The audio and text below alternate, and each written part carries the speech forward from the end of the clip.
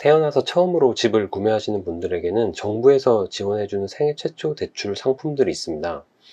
그런데 이게 디딤돌도 그렇고 생애 최초 대출도 그렇고 종류가 너무 많아서 좀 헷갈리지 않으신가요? 생애 최초라고 하면 디딤돌만 생각하셔서 난 소득 때문에 안 돼, 혹은 매수 가격이 너무 높아서 안 돼, 이렇게 생각하시는 분들도 많으신데요. 사실은 받을 수 있는 생애 최초가 사람마다 다 다르거든요.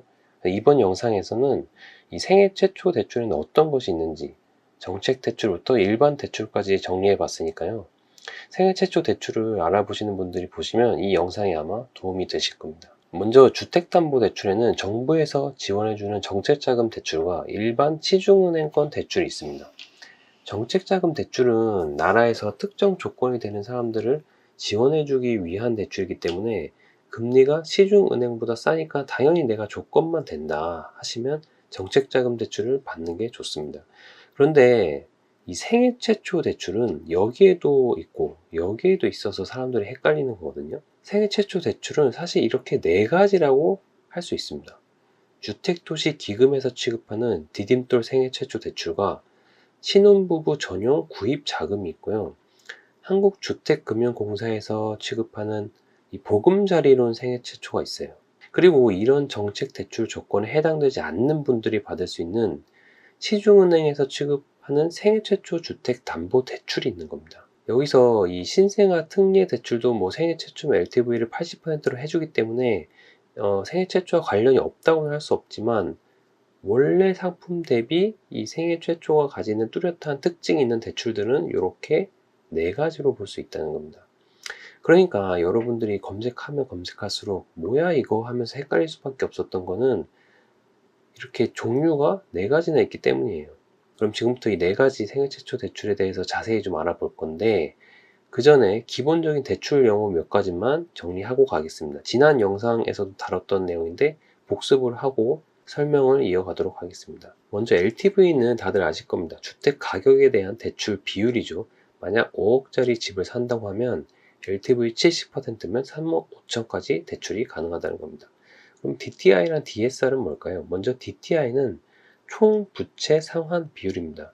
말 그대로 내가 버는 연소득 대비 연간 얼마만큼의 대출을 상환하고 있느냐를 의미하는데요. 이 대출에는 주택담보대출 원리금 상환액과 그리고 기타 대출의 이자 상환액이 들어갑니다. 이 기타 대출에는 뭐 마이너스 통장, 카드값, 자동차 할부금 이런 것들이 들어가는데 DTI는 이런 기타 대출의 이자만을 포함합니다. 그래서 만약에 DTI를 50%로 제한한다 그러면 연소득이 1억일 경우 연간 대출 상환액이 5천만 원을 넘을 수는 없다는 거죠.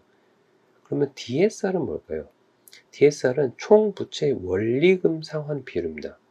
즉 DSR에서는 이 기타 대출의 이자뿐만 아니라 원금까지도 분자로 들어가게 되는 겁니다. 그렇기 때문에 이 비율 자체가 DTI보다는 당연히 웬만하면 높게 되는 거예요. 따라서 이거를 똑같이 50%씩 규제를 하더라도 DTI보다 DSR이 훨씬 엄격한 대출 규제가 되는 거예요. 왜냐하면 이 두 개가 똑같은 비율이라고 했을 때 DSR은 이 기타 대출에서 잡아먹는 부분이 크니까 받을 수 있는 나의 주택담보대출 상환액 자체가 줄어드는 거죠. 이 DSR 적용이 예외되는 대출들이 있는데 뭐 이런 것들이 있습니다. 근데 이게 은행마다 기준이 다를 수 있으니까 대출을 받으실 때는 그 거래 은행에 잘 확인해 보셔야 됩니다. 대부분의 정책자금 대출들이 DTI는 보지만 이 DSR은 보지 않기 때문에 실수요자들이 받기 좋은 대출이라고 할 수 있겠습니다. 앞서 LTV는 담보 비율이라고 말씀드렸는데요. 그러면 5억짜리 집을 살 때 LTV 70%면 3억 5천을 모두 다 받을 수 있을까요? 사실은 다 받을 수 없습니다. 실제로는 주택 가격에서 LTV 비율만큼을 곱하고 여기서 최우선 변제금을 뺀 금액만큼만 대출을 받을 수 있습니다. 여기서 최우선 변제금이란 뭘까요? 은행이 집을 담보로 집주인에게 대출을 해줬는데 집주인이 이거를 못 갚을 수도 있잖아요. 그러면 은행은 이 집을 경매에 넘기게 됩니다. 이때 이 집에 만약에 임차인이 살고 있었는데 임차인이 이 순위가 밀려가지고 보증금을 못 받는 경우가 있어요. 그러면 이 임차인이 너무 딱하니까 나라에서는 한 요 정도 소액의 보증금으로 들어가 있는 임차인은 이 보증금 중에 최소한 이 정도 금액까지는 집이 경매에 넘어가더라도 무조건 받을 수 있게 최우선적으로 보장해주자라고 하는 것이 최우선 변제금입니다. 이 최우선 변제금은 금액이 지역마다 다릅니다. 그런데 은행 입장에서는 억울하겠죠. 자기도 그 채무자한테 돈을 빌려줬는데 그거를 다 받지도 못하고 경매에서 무조건 임차인이 먼저 받아가니까요. 그래서 아싸리 안전빵으로 처음부터 대출을 해줄 때 이 최우선 변제금을 빼고 대출을 해주는 겁니다. 이게 이제 반공제라는 거거든요. 그래서 이 반공제 때문에 우리는 일반적으로 대출을 받아도 LTV 비율만큼 다 받을 수 없는 겁니다. 그런데 그렇다면 이 금액을 누군가가 보증만 서준다면 은행도 다 대출해 줄 수 있을 거잖아요. 그래서 나온 게 MCI, MCG입니다. MCG는 이 한국주택금융공사의 보증 상품이고 MCI는 서울보증보험의 보증 상품입니다. 그래서 아까 말씀드린 그 반공제 금액만큼을 이 공기업들이 보증해 주는 거예요. 그래서 이 상품을 내가 가입을 한다. 그러면 내가 반공제 없이도 LTV를 꽉 채워서 대출을 받을 수 있게 되는 겁니다. 이 MCG는 일반 구입자금 보증과 생애 최초 특례 구입자금 보증이 있는데 이 보증 상품을 통해서 이제 생애 최초이신 분들이 LTV 80%까지 대출을 받을 수 있게 되는 겁니다. MCG 같은 경우는 대출 받는 사람이 보증료를 내야 하는데 MCI는 은행이 납부합니다. 그거를. 그 대신에 그 주택담보대출 금리 자체를 한 0.1 정도 조금 비싸게 받습니다. 이 MCI, MCG는 아무나 가입할 수는 없고요. 신용 점수가 기본적으로 좀 높아야지 가입할 수 있으니까 대출을 진행하실 은행에 문의하셔서 가입이 가능한지 확인해 보셔야 됩니다. 근데 사실 요즘은 그 대출 규제가 너무 심해져 가지고 이 MCI, MCG를 거의 다 막아버렸거든요. 그래서 가능한 은행을 좀 여러 군데 수소문해서 좀 찾아보셔야 됩니다. 그럼 이제 용어를 알았으니까 각 생애 최초 대출의 차이점에 대해서 말씀드리도록 하겠습니다. 일단 그 생애 최초 대출의 공통점을 살펴보면 어때요? LTV가 80%까지 가능하다는 겁니다. 이건 앞서 말씀드렸던 이 생애 최초 특례 구입자금 보증 덕분인데요. 기본적으로 오직 생애 최초에만 가입할 수 있는 이 보증 상품 덕분에 LTV를 70%를 넘어서 80%까지 대출이 가능하게 된 겁니다. 자, 먼저 디딤돌 대출 생애 최초입니다. 부부 합산 소득 7천만 원 이하이고 5억 이하의 주택을 구매한다면 3억까지는 대출이 가능하다는 겁니다. 근데 이거는 부부일 때 이야기고요. 만약에 만 30세 이상의 미혼이라면 좀 주택 범위가 적어집니다. 전용 60제곱미터 이하의 3억 이하 주택에 대해서 원래는 1억 5천까지 대출이 가능한데 생애 초라면 2억까지 대출을 해주게 됩니다. 그리고 신혼부부 전용 구입 자금이라는 거는 이 디딤돌 대출 신혼부부 중에 생애 최초인 사람들을 위한 상품이라고 보시면 됩니다. 그러니까 어떻게 보면 여기 디딤돌 대출 신혼부부와 거의 유사하지만 LTV도 더 높고 금리도 한 0.1 정도 저렴한 상품이라는 거죠. 다음이 생애 최초 보금자리론인데요. 보금자리론은 기본적으로 자산이나 주택 면적 조건이 없어서 좋습니다. 연소득 기준도 그 자녀가 있을 경우는 좀 더 높고요. 생애 최초의 경우 대출 한도는 4억 2천입니다. DTI는 원래 규제 지역은 50%인데 생애 최초면 그거랑 무관하게 다 60%로 해줍니다. 여기서 규제 지역은 뭐 강남, 서초, 송파, 용산, 이 서울 4개 구죠. 단점은 역시 이 디딤돌 대출 대비해서 금리가 좀 세다는 건데요. 그리고 우대금리도 뭐 이것저것 다 합쳐도 최대 한 1.1% 정도만 깎아줍니다. 그리고 원래 정책 대출은 DSR을 안 본다고 했잖아요. 보금자리론도 DSR을 원칙적으로는 안 보기는 하는데 사실은 참고지표로 보기는 한다는 겁니다. 그래서 원래 DSR이 70%를 안 넘었을 때는 여기 팀장 라인에서 결정이 됐었잖아요.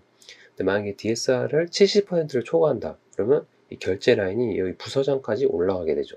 그래서 심사를 해봤는데 DSR이 70%가 넘는다 그러면 진짜 괜찮은지 적용 여부를 조금 더 이 상위 부서에서 검토를 해보겠다는 겁니다.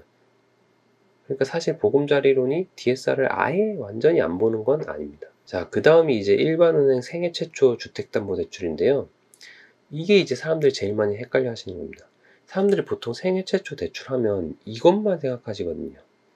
디딤돌 뭐 이런 거, 정책 대출. 그래서 난 생애 최초 절대 안 돼. 이렇게 생각하시는데 사실 시중은행에서도 이 소득이고 뭐 주택 가격이고 아무 조건 없이 생애 최초이기만 하면 특별한 대출 혜택을 주고 있습니다. 바로 2022년 8월부로 실시한 생애 최초 주택 구매자 LTV 상한 완화 정책인데요.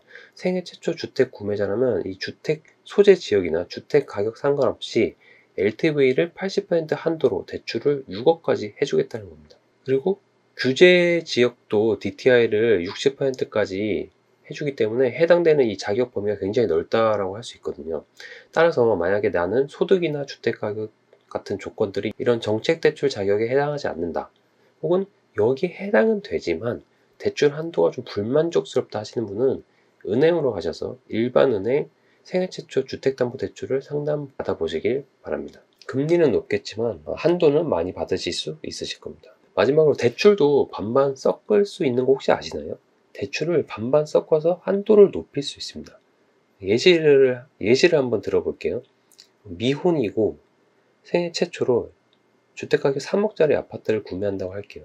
그러면 디딤돌이든 보금자리론이든 보증상품을 가입해서 LTV 80%까지 받을 수 있을 겁니다. 그러면 2억 4천이 한도가 되겠죠. 그런데 디딤돌 대출은 미혼일 경우 대출 한도가 2억까지 밖에 안 나옵니다. 그러니까 디딤돌로 하게 되면 받을 수 있는 한도가 너무 작고, 그렇다고 보금자리론으로 하자니 한도는 높으니까 2억 4천을 다 받을 수는 있어요. 그런데 금리가 너무 센 거예요.